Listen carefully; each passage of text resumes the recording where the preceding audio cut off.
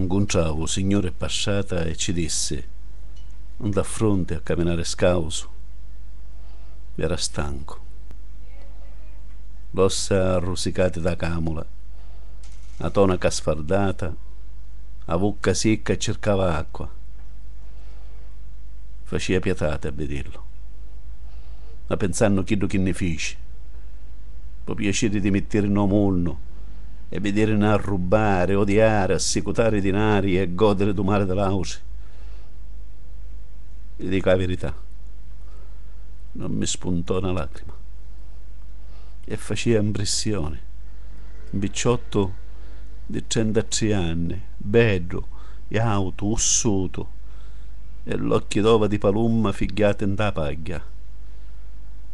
Faceva impressione da tagliatura d'uomo che traseva un docore con vento dociato, un docore come lingua d'agnello e crapicchi da masi.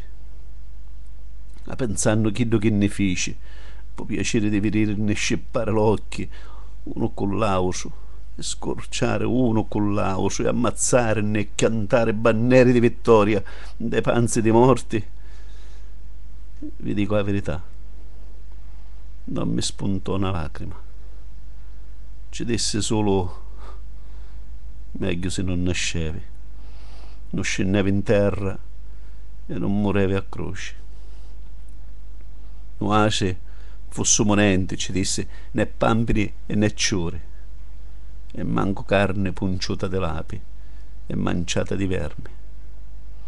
Fosse monente, neghi senza tempesta e senza ciò né lampe in to cielo e terremoto in terra, nenti. Era stanco, mi tagliava e chiancia come un innocente che chiana o patibolo.